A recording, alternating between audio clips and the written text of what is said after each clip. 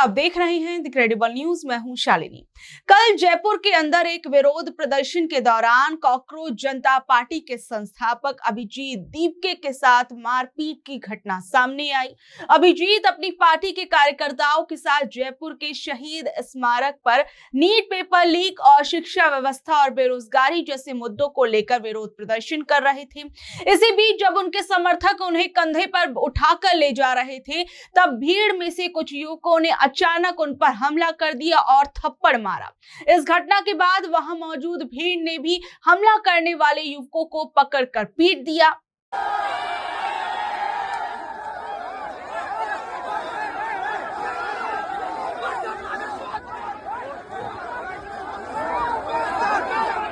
हालांकि अभिजीत दीपके ने मन से ही लोगों से उन लोगों को छोड़ देने की अपील की थी। इस मामले में कार्रवाई करते हुए जयपुर पुलिस ने थप्पड़ मारने वाले 3 युवकों सहित कुल 5 लोगों को हिरासत में लिया। उनमें से एक व्यक्ति को सुनिए, वो क्या कुछ कह रहा था अभिजीत दीपके को थप्पड़ मारने पर। क्यों मारा आप कर रहे हैं? किसने क्यों मारा आपने? ये मच्छर जिहादी मानसिकता के लोग। कौन? ये अभिजीत जो आया है। हाँ?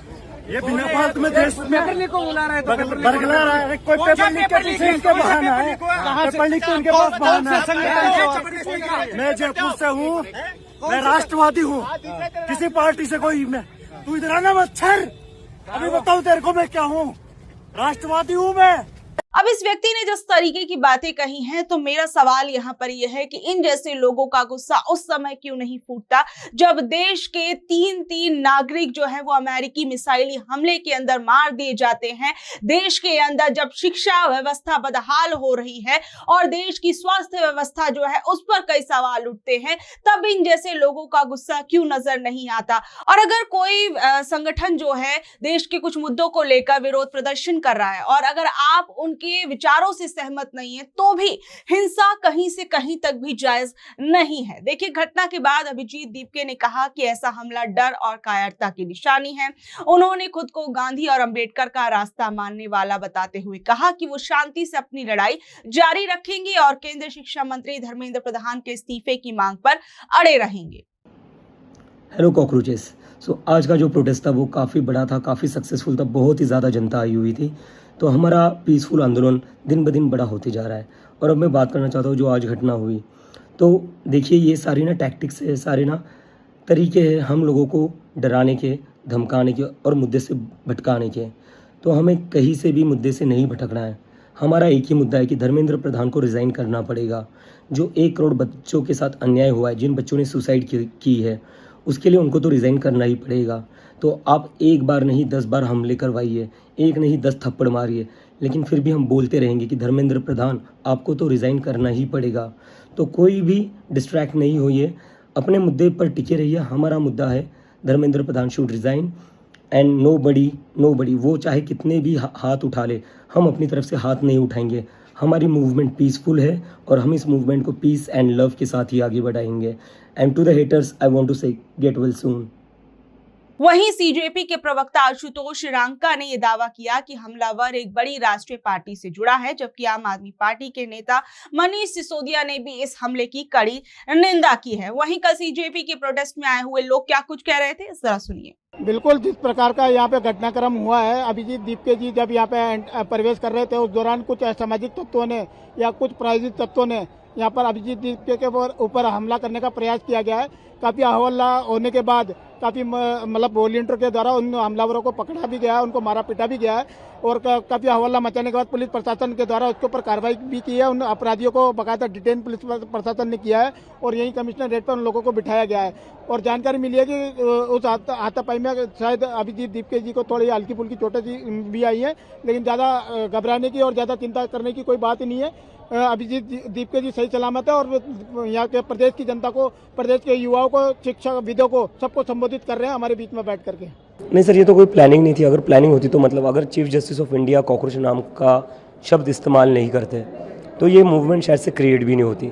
तो अगर आप कहते हैं कि प्लानिंग हो सकती थी, तो ऐसा तो नहीं कि मैंने चीफ जस्टिस ऑफ इंडिया को जाकर बोला कि आप कॉकरोच नाम का शब्द इस्तेमाल करिए, ऐसा कुछ था नहीं।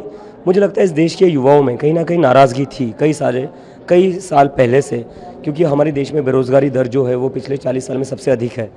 और देखा है हमने कि कैसे पिछले कई सालों से इस देश में ऐसी एक भी सरकारी परीक्षा नहीं बची हुई है जहाँ पर पेपर लीक नहीं हो रहा है, और जहाँ पर पेपर हो भी जाता है तो रिजल्ट आने में 1-2 साल लग जाते हैं। तब तक इस देश का युवा करेगा क्या? तो मुझे लगता है इन सभी चीज़ों को लेकर जो नाराज़गी थी, कॉकरोच जनता पार्टी के माध्यम से वो नाराज़गी बाहर आ रही है, और इसीलिए इतने सारे लाखों करोड़ों युवा हमारे साथ जुड़ रहे हैं।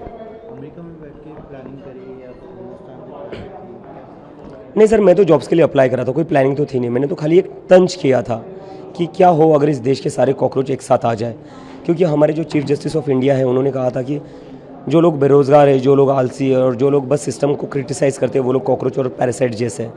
तो मैंने तो बस तंज कसा था कि क्या हो अगर इस देश के सारे कॉकरोचेस एक साथ आ जाए जो आलसी है, बेरोज़गार है। तो मुझे लगता है कहीं ना कहीं इस देश के युवाओं को वो तंज पसंद आया और उसकी वजह से वो लोग एक साथ जुड़े।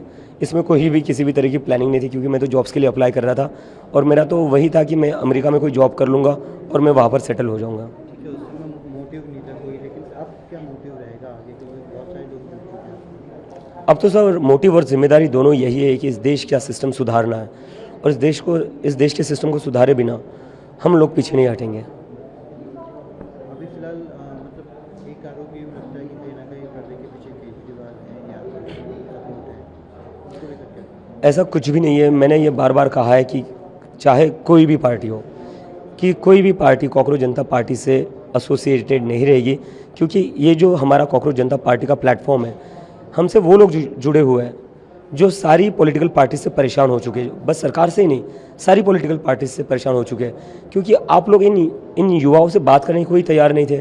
आप लोग इनकी जो समस्या उन पर बात करने के लिए तैयार नहीं थे, तो आपकी नाराज़गी थी, इनकी आपसे नाराज़गी थी, इसीलिए ये इन लोगों ने अपना अलग से प्लेटफॉर्म बनाया है।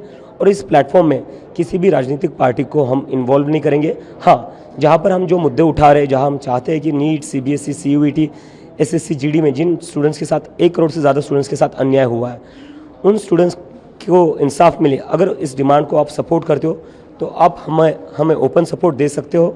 लेकिन when it comes to the functioning of the cockroach Janta party, किसी भी पॉलिटिकल पार्टी का इसमें इन्वॉल्वमेंट ना है, ना रहेगा, ना होगा। पॉलिटिकल पार्टी के साथ है जो आपका चल रहा है, तो कहीं ना कहीं उसको सपोर्ट करते हैं। मुझे तो लगता है इसमें सभी को सपोर्ट देना चाहिए, क्योंकि 1 करोड़ से ज़्यादा स्टूडेंट्स का भविष्य अफेक्ट हुआ है, तो हम सबको इसमें आवाज़ उठानी पड़ेगी। मैं तो चाहता हूँ बीजेपी के जो लोग हैं वो भी इसमें शामिल हो जाए, क्योंकि कहीं ना कहीं उनके बच्चे भी तो CBSE नीट की एग्ज़ाम दी होगी, उनके बच्चों ने भी, उनके बच्चों के साथ भी तो नाइंसाफ़ी हुई है।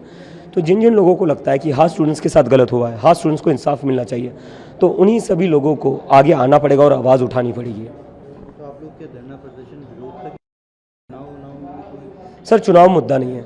चुनाव अभी इस देश के 1 करोड़ स्टूडेंट्स हैं जिनके साथ नाइंसाफ़ी हुई है, 6 बच्चों ने सुसाइड करी है, उनके परिवारों को इंसाफ दिलाना है, उनके परिवारों को न्याय दिलाना है, और कहीं ना कहीं इस देश में अकाउंटेबिलिटी फिक्स करनी है।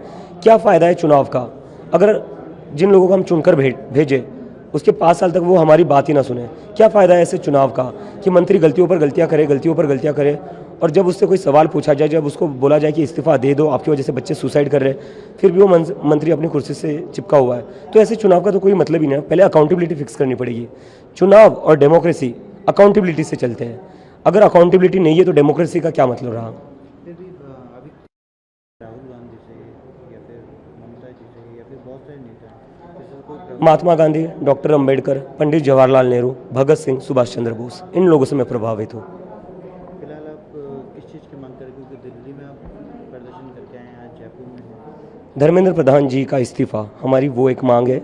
हमारी वो मांग के बाद ही हम अपेक्षा कर सकते हैं कि इस देश के एजुकेशन सिस्टम को सुधारा जा सकता है। अगर जिस देश में इतनी गलतियों के बाद भी मंत्री अपनी गलती स्वीकार करने को तैयार नहीं है, तो हम कैसे मान लें कि ये लोग सिस्टम सुधार सकते हैं? तो हम चाहते हैं कि पहले आप इस्तीफ़ा दे दीजिए, फिर हम सिस्टम सुधारने की बात करेंगे। दिल्ली जयपुर नेक्स्ट मैं कल नागपुर जा रहा हूँ, तो अगला प्रोटेस्ट हमारा नागपुर में होगा। राहुल गांधी भी 17 तारीख को मिलने के लिए आ रहे हैं, जो नीट के अभ्यर्थी हैं। नहीं, बिल्कुल आ जाए। जिन जिन लोगों को लगता है कि स्टूडेंट्स के साथ नाइंसाफ़ी हो रही है, उन सभी लोगों को आना चाहिए। तो बहरहाल इस खबर पर आप लोगों का क्या कुछ कहना है, नीचे दे कमेंट बॉक्स में अपनी राय जरूर बताइएगा, और ऐसे अपडेट से जुड़े रहने के लिए देखते रहिए द क्रिटिकल न्यूज। मैं हूं शालिनी।